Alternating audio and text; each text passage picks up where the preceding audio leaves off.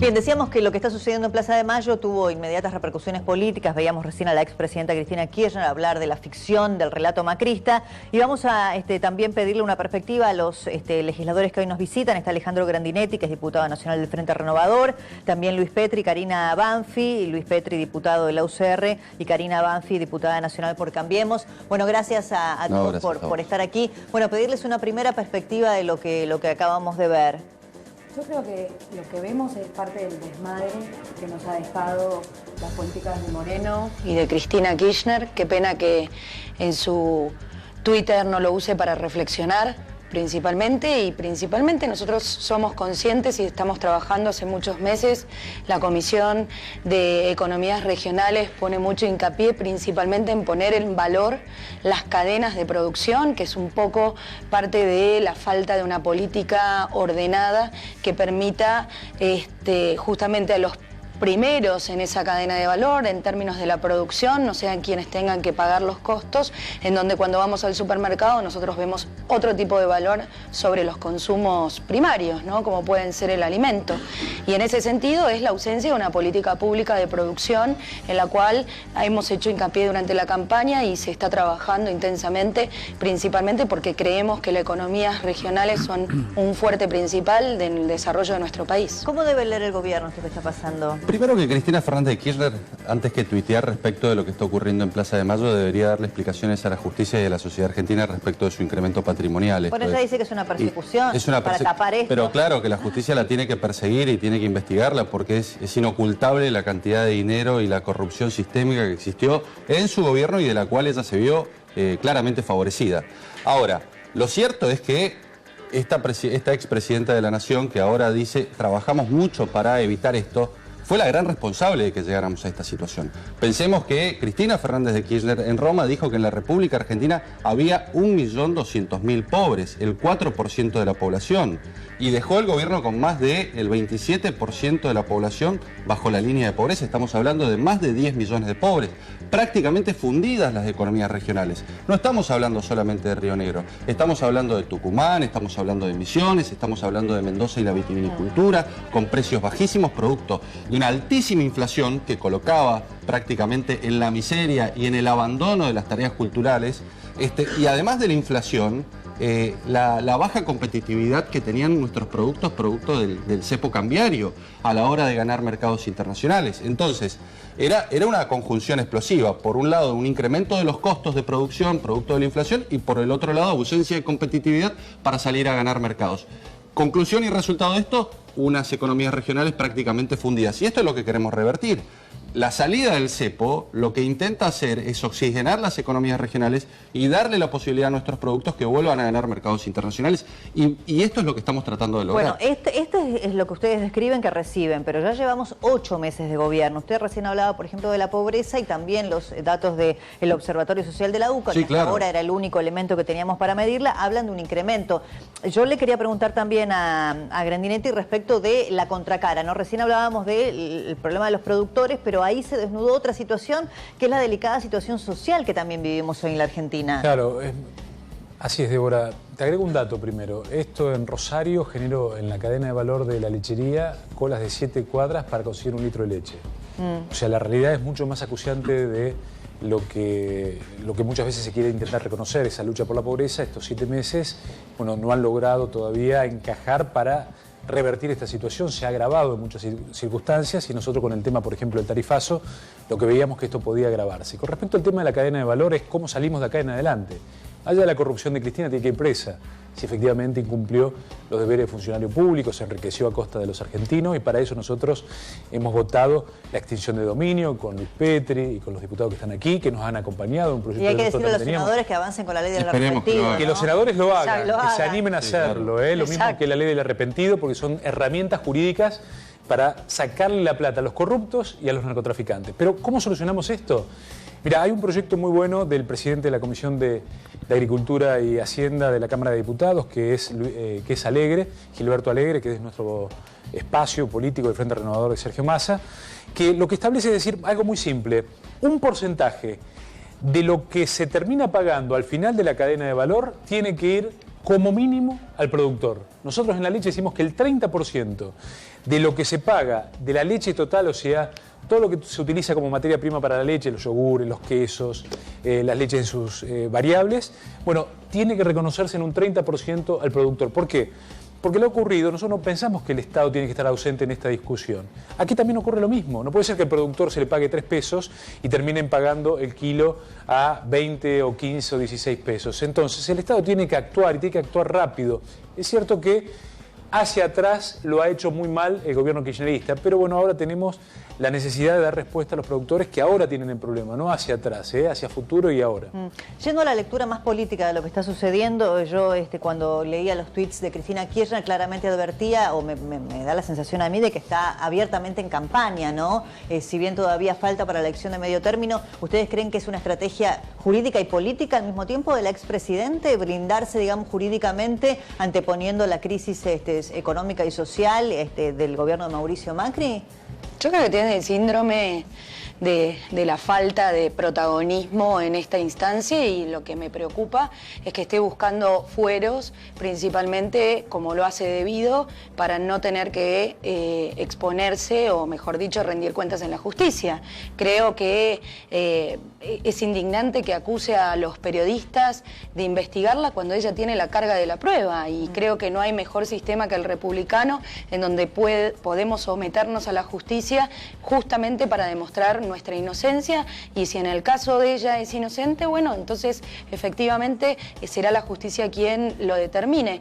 Lo que me parece inconcebible es que utilice las herramientas de comunicación principalmente para denostar, porque lo que generan son semilleros de violencia, ¿no? Tener que escuchar a otros actores políticos o referentes sociales hablando de la falta o de que no se puede vivir este gobierno, la gobernabilidad de este gobierno no se puede dar en democracia, me parece que son discursos que no hacen bien a los argentinos y que sin duda le juegan en contra de ella. Sí, los fueros, lo que sí me gustaría en relación a lo que dice Karina, los fueros pueden evitar la cárcel, pero no que avance el proceso. De hecho, Julio Devido ahora va a ir a juicio oral y público por la tragedia de Once. Absolutamente, pero también entendemos que socialmente es un modo de protegerse, y también la corporación política creo que puede llegar a responder, como nos ha pasado en el Congreso, en donde no hemos podido avanzar en principalmente. ¿No? Yo digo, sí, claro. La ley de fueros permite llegar hasta la finalización del proceso, claro, y recién ahí se solicita el desafuero si es que el juez lo considera conveniente. Lo cierto es que, por ejemplo, en el caso de la ley del arrepentido y en el caso de las leyes de extinción de dominio, que nosotros las sacamos casi por unanimidad en el caso de arrepentido y con una gran mayoría en el caso de extinción de dominio, hoy vemos que están paralizadas en la Cámara de Senadores, fundamentalmente porque... ¿Qué hay? ¿Una suerte de efecto boomerang temido por muchos legisladores de decir, bueno, a ver, nadie está limpio, entonces... Creo que no han comprendido el alcance de la ley, ¿no? Porque algunos, por ejemplo, te decían, acá podemos poner en riesgo la propiedad privada, lejos está de ello. Nosotros tipificamos claramente en qué caso se puede aplicar la ley de extinción de dominio. Le explicamos rápidamente qué es extinción de dominio.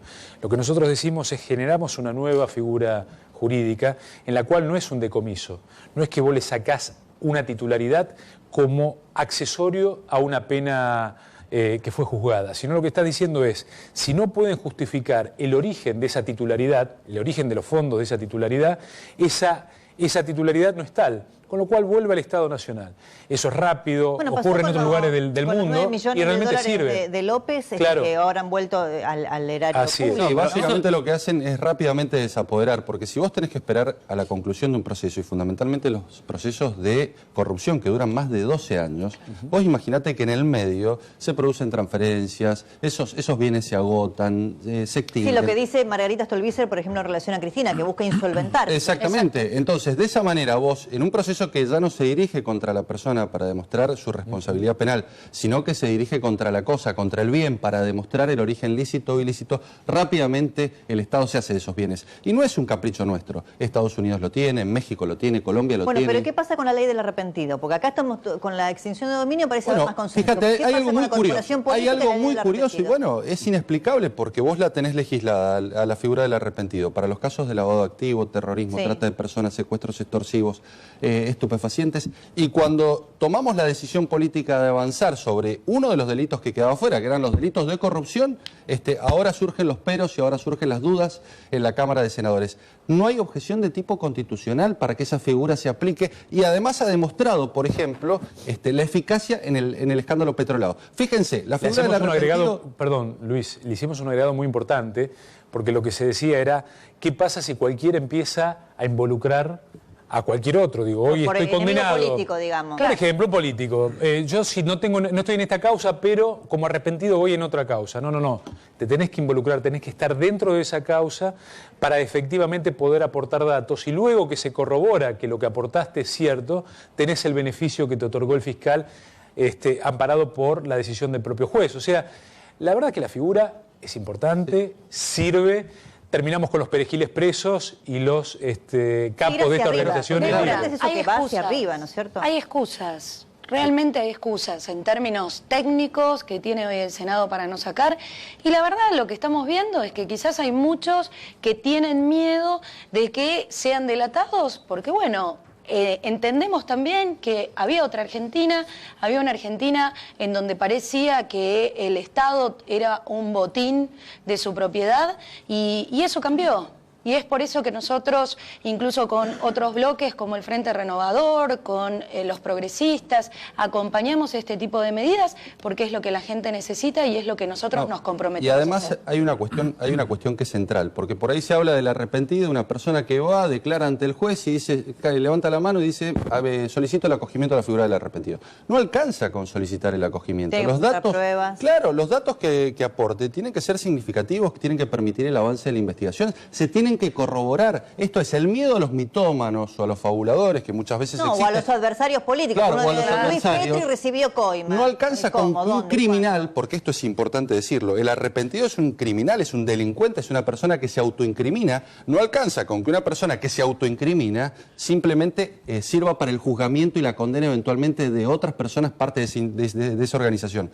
Lo importante es demostrar la participación de los organizadores, de los planificadores, y que la información sea corroborable. Claro. Y esa información, al momento de dictar la sentencia, el tribunal va a determinar, en definitiva, si fue válida o no para lograr el juzgamiento del resto de la organización criminal. Además, no se lo exime de culpa. Se le reduce la pena. Se le reduce una situación procesal. Exactamente. Puede mejorar su situación procesal. No se lo exime de su delito.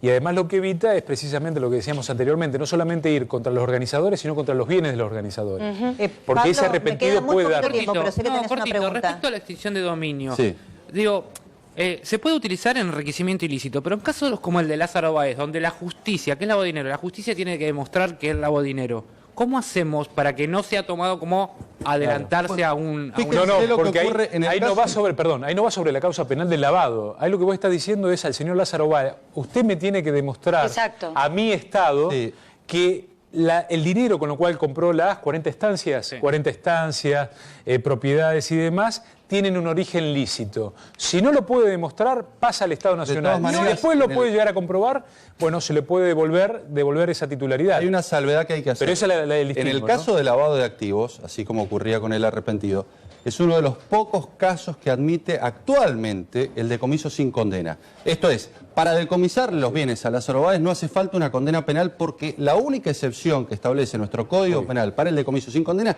es en los supuestos de lavado de activos.